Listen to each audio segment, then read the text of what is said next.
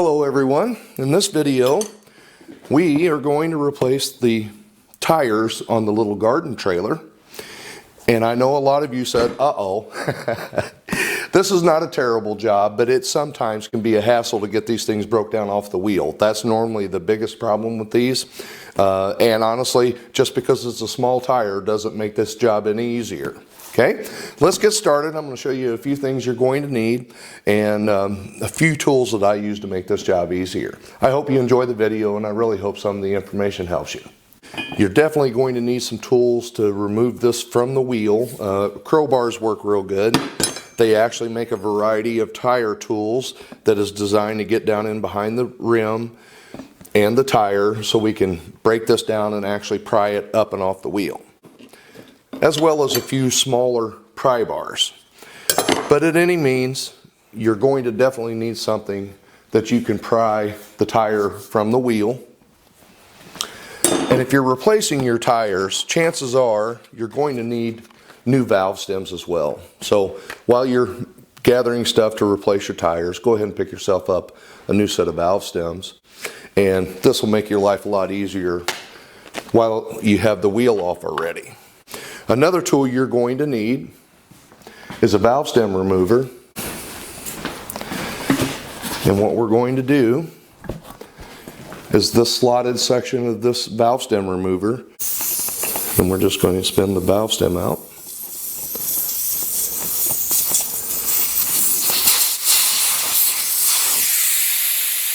That gets rid of all the air and also aids us in breaking this tire down off the wheel. So we're not going to put this guy back in.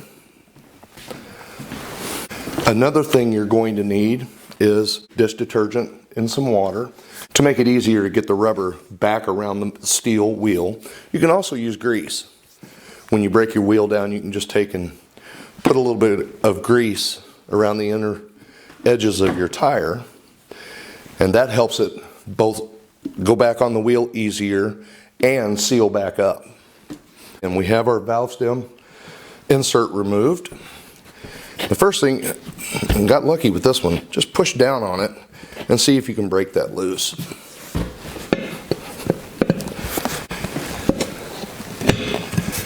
Now sometimes you can pry down on it like this and pop that wheel up out of there, in which this one did break free. But if not, set it down on the floor and just walk your foot right around the edge of it. And if that doesn't work, if your tire is still sealed around the rim, you can actually take a bumper jack and put it right on the edge of the wheel and the tire there, and then place this under something that's heavy enough to restrict it to push down for you, and that can break that loose from the bead of the rim. Make sure we got plenty of room.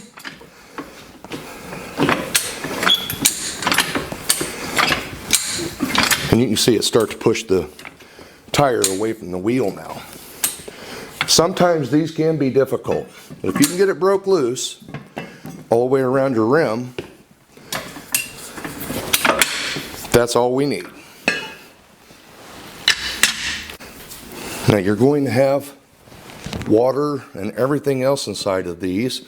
You can see it here on the anvil as well as the floor.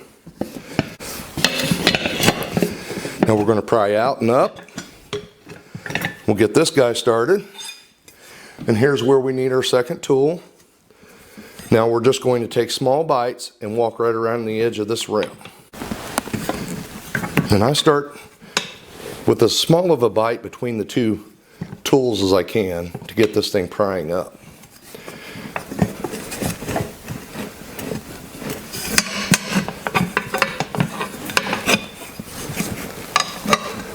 Once we get moving, then we can take us a little bit larger bite across through there. Okay, see how that's popping loose. Now these tires have been on these wheels probably 10 years or more, I would say.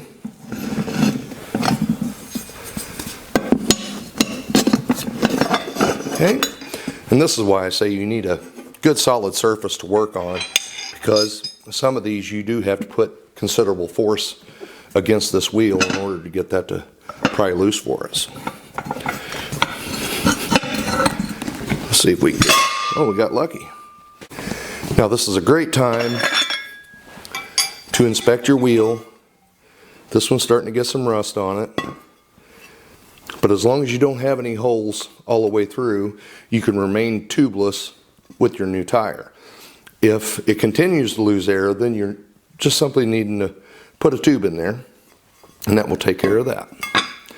Now our valve stem, I'm going to take a razor knife and cut the back side of this off, and then we will put our new stem in there before we go any further.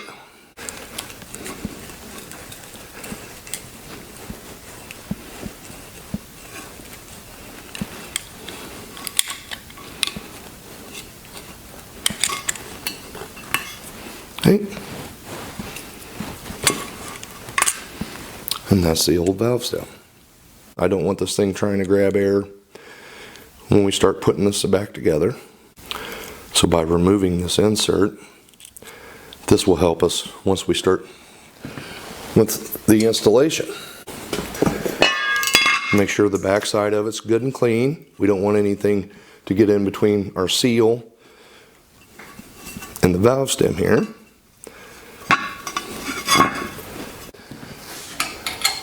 Now your valve stem tool is going to have a threader on the opposite side, and you can spin this down on there,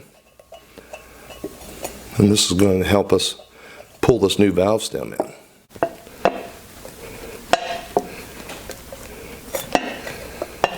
There we go. Okay, you can see our seal here, and then it just pulls and seals against the outside of the rim.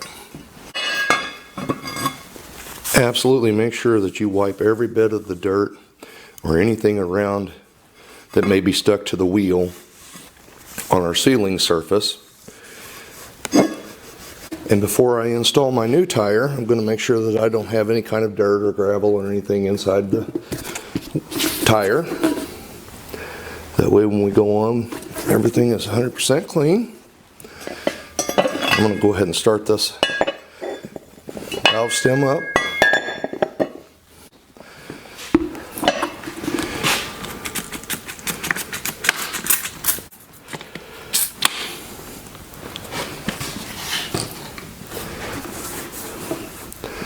And what this will do is just make this easier to slide around the steel. But it will also tell us if we have a leak once we actually start applying air to it. Okay.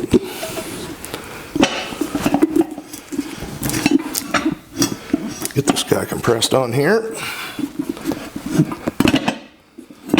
Okay. I'm just going to take the lid off the grease. And just a little bit right around the edge of it. Now because grease is so thick, it can also aid in getting a tire to set up on the bead. Doesn't let the air escape as quickly, and this can help you. If you're having a hard time getting one to seal around your wheel, then you may apply a really thick coat of grease, and that can help you.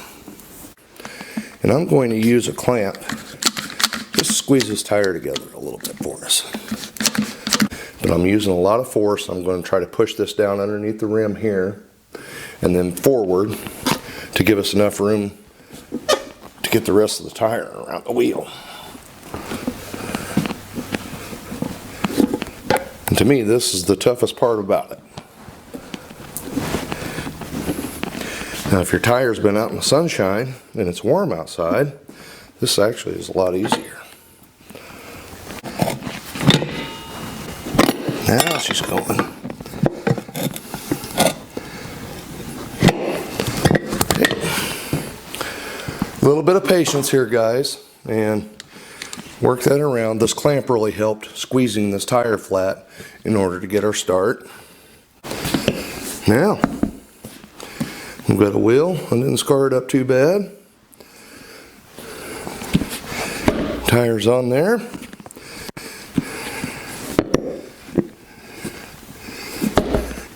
I'm going to try to squeeze this thing out as best I can just by bouncing it on the ground or in this case on the anvil. And what I do with these, when I'm seating them back on the rim for the first time, or trying to get the tire back on the bead, is I just use these ratchet straps, and that'll help us get the rubber to spread around the tire equally. Just hook it up like that, and we're going to pull right down in the center of the tire, make this thing squeeze it up a little bit. Go ahead and bounce it.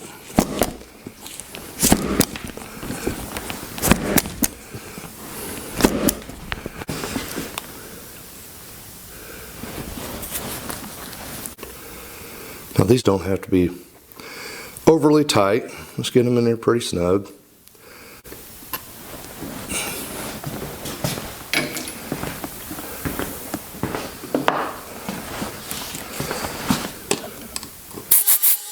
Hey. Just make sure we're against the bead. Take our strap off.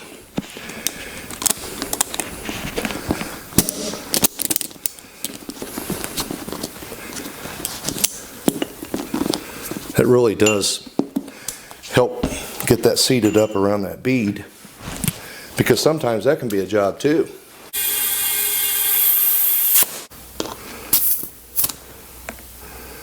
That's dead on the nose at 20. Well, that wasn't a bad project. I definitely have these ready for springtime now. And we are in better shape than when we started with the dry rotted tires. Once you start having to add air to these things, normally that's the writing on the wall. And if they sit out in the sunlight or something like that for long periods of time, I mean, it's only natural. Now the project I'm going to use these for, I'm going to take my 600-pound dolly here, which currently has 10-inch wheels, and you can see how much more narrow they are compared to the guy we just swapped out here. Back up a little bit, give you a better view of that.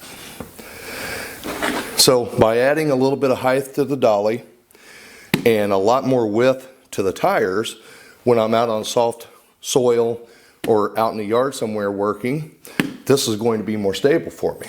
And that's going to be a fun project, because I have a couple more plans for this dolly as well. So I need a little more heavy duty, and I don't mind take the time to get the tires good. That way I'm not having to mess with these too much. I hope some of this information has helped you if you're changing your garden tires out. A little bit of patience and you'll get right through it. It's not a bad job. Okay? Thanks for watching. I'll talk to you on the next one.